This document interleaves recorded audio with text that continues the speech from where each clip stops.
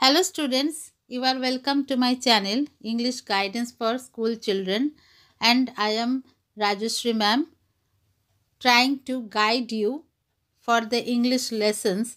And today I am taking a poem, O Captain, My Captain, from New Mulberry English course for the students of class 6th. O Captain, My Captain is very famous and great poem by Walt Whitman.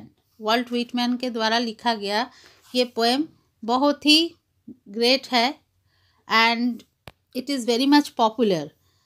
It was written after the American Civil War, and if you want to know understand the poem, then you have to know the background of American Civil War. जब America was also under the colonial rule of Great Britain as our India. जैसे हमारा Bharat British का under rule के under में था किसी समय, उसी तरह से अमेरिका भी था. And the natives were exploited by the colonial rulers as in our country, and America got freedom as we had also got our freedom.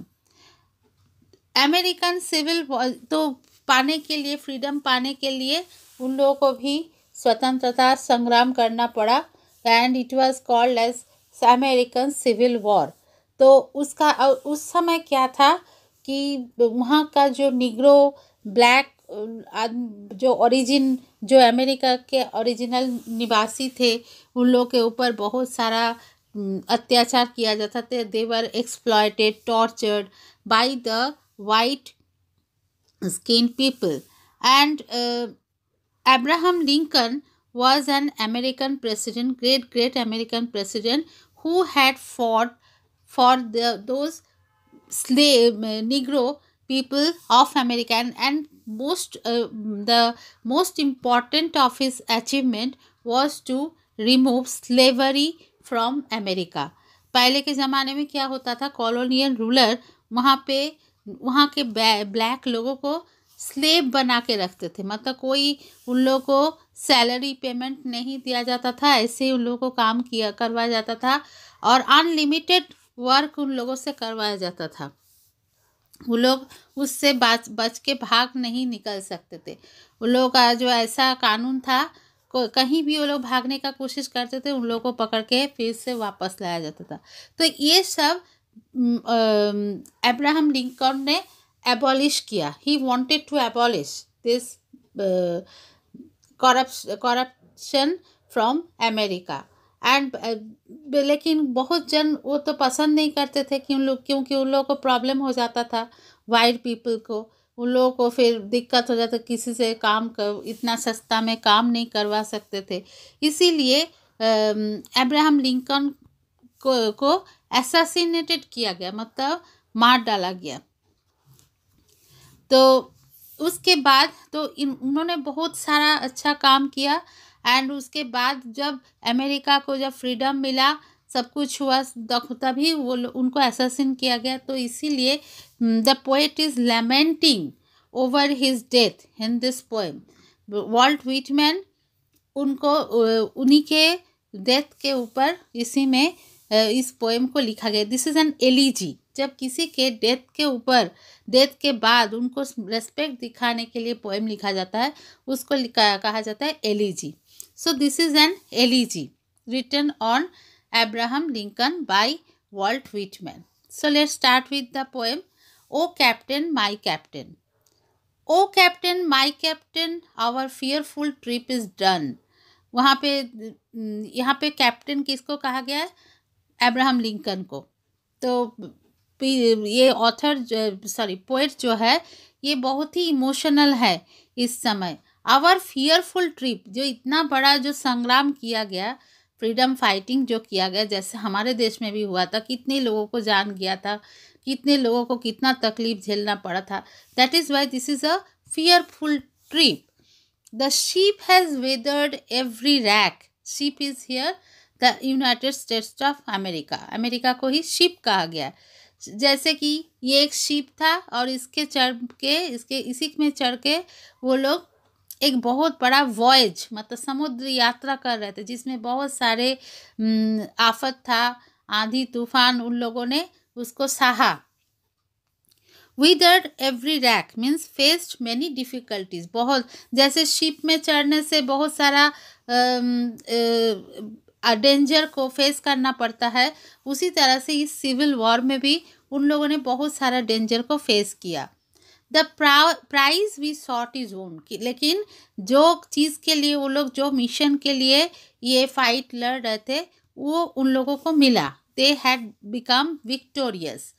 The port is near, the bells I hear, the people all exulting. तो वो लोग बिल्कुल port के तरफ, port मतलब जहाँ पे जहाज आके ठहरता है, उसी के पास ही वो लोग आके पहुँचे।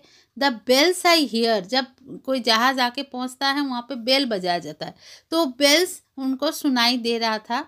The people all exulting, all the people were cheering. Exulting means खुशियाँ मना रहे थे कि they have got their own mission, they had own.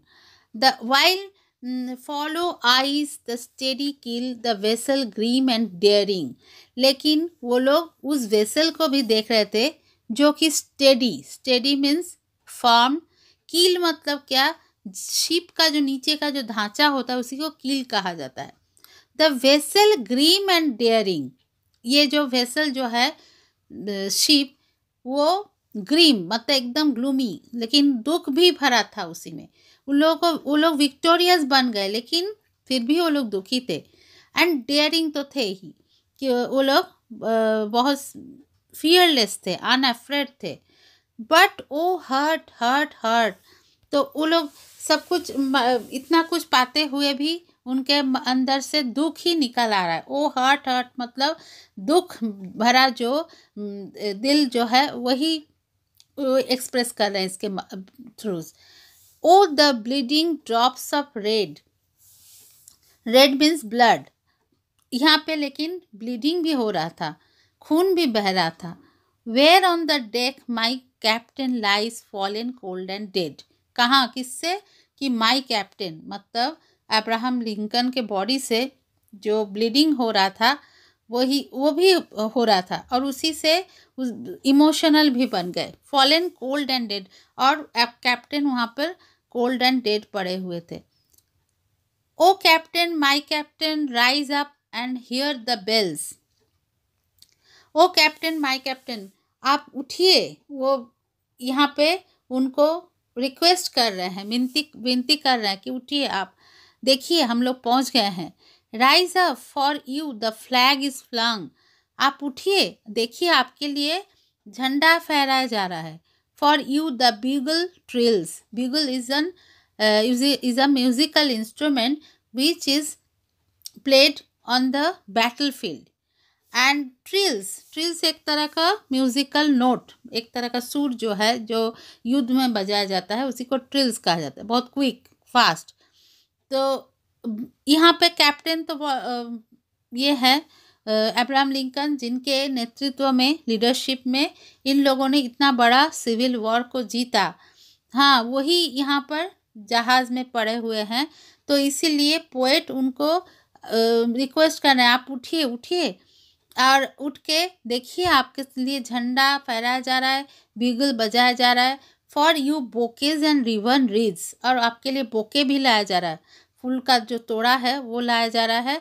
And ribbon wreaths means garland, माला जिसे कहते हैं, माला उसमें रिबन में लगाया हुआ माला आपके लिए लाया जा रहा है। For you the shores a crowding, आपके लिए पूरे शोर मतलब जहाँ के ठहरा है किनारा में सब लोग खड़े हैं आपको स्वागत के लिए। For you they call the swaying mass their eager faces turning, और सब मास मीन्स पूरे पब्लिक, एक साथ पूरे जनता को मास कहा जाता है। They are all swaying, that means वो लोग एकदम इमोशन से कांप रहे हैं वो लोग। देयर ईगर फेसेस टर्निंग, और उन लोगों को उनका ईगर फेस, उत्सुक जो चेहरा है वो आपके लिए आपको खोज रहा है यहाँ पे। Here, Captain, dear father, this arm beneath your head. It is some dream that on the deck you have fallen cold and dead. और लेकिन कैप्टन डियर फादर, यहाँ कैप्टन जो है वो एक फादर, खाली एक कैप्टन नहीं है, वो एक तरह से जिस तरह से लीडरशिप भी कर रहे थे पूरे अमेरिका का, उसके साथ साथ वो जैसे कि एक पिता के तरह थे पूरे nation. He was the father of the nation. This arm beneath your head. देखिए ये मेरा हाथ जो है ये आपके हेड के नीचे है. आप it is some dream that on the deck you have fallen cold and dead. लेकिन यहाँ पे ये हमको लग रहा है जैसे कि एक ड्रीम के तरह है, क्योंकि आप डेक के ऊपर इस तरह से कोल्ड एंड डेड पड़े हुए हैं. ये मेरे लिए एक ड्रीम के तरह, एक सपना के तरह है. My captain does not answer. His lips are pale and still. My father does not feel my arm. He has no pulse or nor will. लेकिन माई कैप्टन कोई आंसर नहीं दिया और उनका लिप्स जो है पेल, एकदम पूरा पीला पड़ा हुआ है, और स्टिल जो कि हिल नहीं रहा है. My father does not feel my harm. मैं अपना हाथ दे के उनको उठाने का कोशिश कर रहा हूँ. जैसे कि यहाँ पे कहा गया ना, this arm beneath your head. हाँ, जैसे हम लोग किसी के माथे के नीचे हाथ दे के उनको उठाने का कोशिश करते हैं, उसी तरह से ये उनको उठाने का कोशिश कर रहे हैं, लेकिन वो उसमें कोई पल्स भी नहीं है, कोई इच्छा भी नहीं है. The ship is anchored safe and sound, its voyage closed and done. तो शिप एंकर्ड हो गया. This anchored means secure to the bottom of the sea with an anchor. किसी की तरह बांध दिया जाता है जब शिप को किनारे में, उसी को that is called anchored. Safe and sound, अभी पूरी तरह से हमारा नेशन जो है, शिप जो है वो सेफ है. It's voyage closed and done, और इसका यात्रा जो है, वॉयज इज सी जर्नी को कहा जाता है वॉयज. तो वॉयज जो है वो अभी ख़त्म हो गया है, पूरी तरह से अंत है इसका. From fearful trip the victor ship comes in the object won. और ये फियरफुल ट्रिप था, ये बहुत भयानक था. इसमें कितने लोगों को कितना ब्लड शेड हुआ, कितने लोगों को लड़ना पड़ा. लेकिन विक्टर शिप, लेकिन हमारा देश जो है वो विक्टोरियस हुआ, उसकी जीत हुई है. Comes in with object own. तो इसके जो इनका जो लक्ष्य जो था वो लेकिन इन लोगों ने पा लिया था. Exult O shores and ring O bells, but I with mournful trade.